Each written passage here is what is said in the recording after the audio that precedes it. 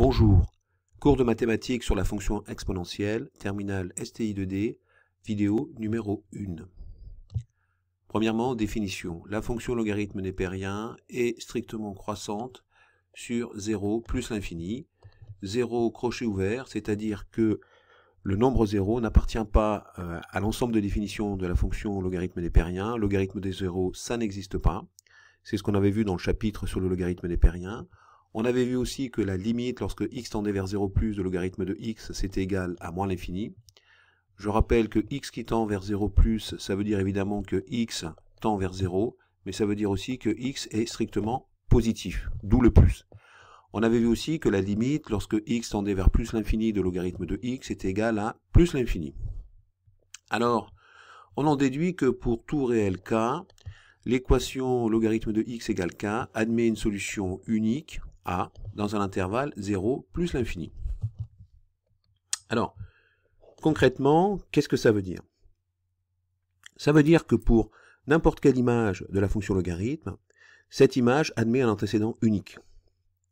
Alors, l'intérêt de cette propriété est que l'on a vu que pour qu'il y ait une fonction réciproque, il faut respecter cette condition.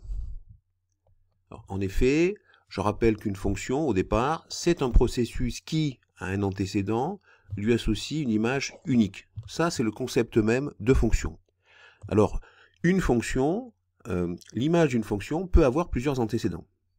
Mais si je veux qu'il y ait une fonction réciproque, si je veux qu'il y ait un processus réciproque, c'est-à-dire que à un y donné, on puisse lui associer un x unique, c'est-à-dire que pour une image donnée, il puisse y avoir un antécédent unique, eh bien, il faut absolument respecter ce critère pour que la fonction réciproque puisse exister. Je rappelle qu'une fonction réciproque, avant d'être réciproque, c'est avant tout une fonction. Donc voilà. Alors, ici, on a le tableau de variation qui traduit tout ce qui a été dit précédemment, que la fonction est strictement croissante, que limite lorsque x tend vers 0 plus est de moins l'infini de log de x, que la limite lorsque x tend vers plus l'infini de log de x, c'est plus l'infini. Et on retrouve bien aussi que l'équation ln de x égale k admet une solution unique qui est a. Alors, maintenant, on va voir le concept de fonction strictement croissante un peu plus précisément. Alors en général, le fait qu'une fonction soit croissante est un concept assez intuitif. On voit tous à peu près ce que ça veut dire. La fonction croît, lorsque x augmente, l'image augmente. En gros, on dit que le graphe, on voit bien que la courbe, entre guillemets, elle monte. Donc là, il n'y a pas trop de problème. Là où c'est un peu plus technique, c'est quelle est la différence entre une fonction qui est strictement croissante et une fonction qui est uniquement croissante. Eh bien ici, on a le cas d'une fonction qui est uniquement croissante. Et la caractéristique de cette fonction, bon, elle est croissante, elle monte, entre guillemets, ça, ok, mais en plus, on voit qu'il y a un palier. Et ce palier, mathématiquement, ça veut dire quoi? Eh bien, ça veut dire que pour une image donnée, qui est celle-là, qu'on va appeler par exemple y1, qui correspond finalement à l'image du palier, eh bien on se rend compte que cette image, elle peut avoir plusieurs antécédents. Alors, je ne vais pas tous les marquer, je vais juste vous en marquer quelques-uns, voilà. Donc ici, par exemple, x1, x2, x3. On est toujours dans le cadre d'une fonction, puisqu'à chaque antécédent correspond une image unique. Et on est encore dans une fonction parce que pour une image donnée, par exemple celle-là, je vais avoir plusieurs antécédents. Mais si je veux, par exemple, construire, trouver la fonction réciproque de cette fonction, elle n'existe pas. Parce que le critère qui est que pour une image donnée, je dois avoir un antécédent unique, ce critère n'est pas respecté.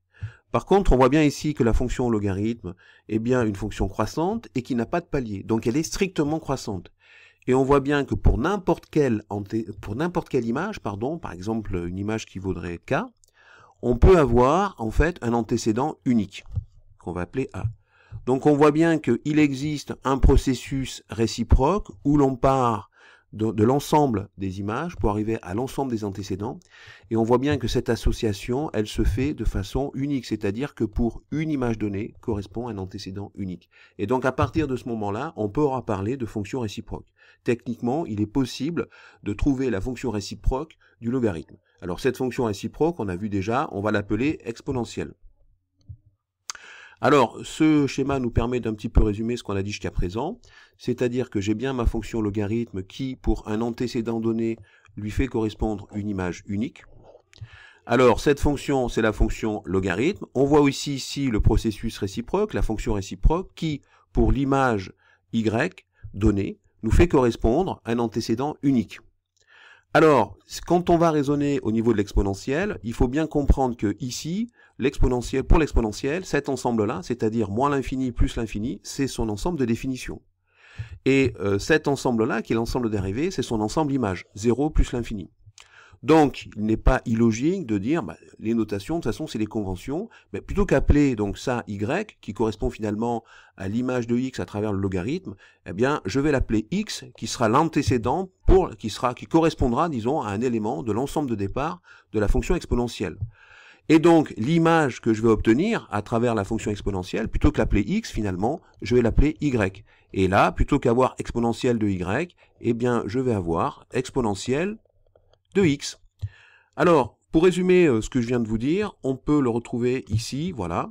Donc on a bien ici donc un ensemble de départ qui correspond à l'ensemble de définitions de la fonction exponentielle, donc qui correspond à moins l'infini plus l'infini, donc il y a bien une fonction qui fait correspondre à un antécédent donné une image unique.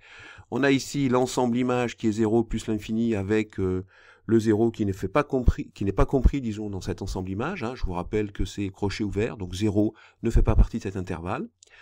On a ici la fonction réciproque qui, par rapport à l'exponentielle, est la fonction logarithme. Et donc, on peut faire la remarque importante que donc dans l'ensemble des images donc de la fonction exponentielle, eh bien, il ne peut pas y avoir d'image nulle. C'est que l'exponentielle de x est toujours différente de 0. On peut dire même que exponentielle de x est toujours strictement positif. D'accord? Donc ça, on peut même l'affirmer par rapport à la définition qui a été donnée de la fonction exponentielle, par rapport au fait que l'ensemble de définitions de la fonction logarithme, c'est 0 plus l'infini, 0 crochet ouvert. On peut donc affirmer maintenant que l'exponentielle de x est strictement positive. Alors, on arrive maintenant aux représentations graphiques de ces deux fonctions. Donc ici, on voit bien la fonction logarithme, la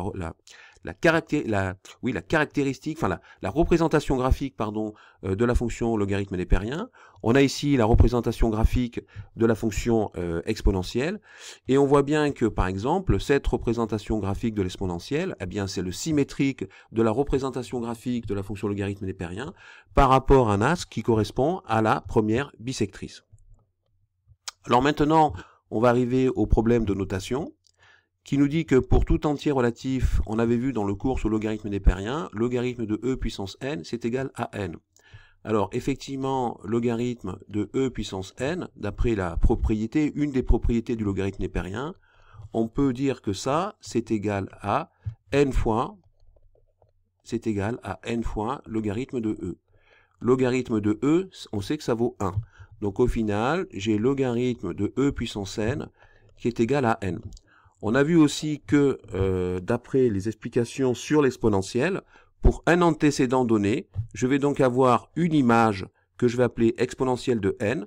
Si j'effectue le processus réciproque, je vais donc avoir logarithme de exponentielle de n qui est égal à n.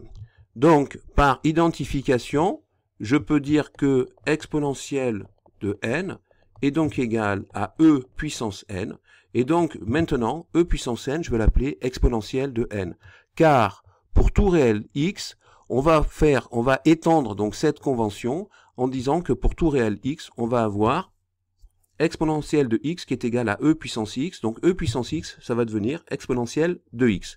Si vous voulez, on part avec la relation au départ qui est exponentielle de n qui est égale à e puissance n, et on convient d'étendre cette écriture à tout réel x. Alors, bien voilà, cette vidéo est finie, je vous dis à bientôt sur le site Scol Mathématiques.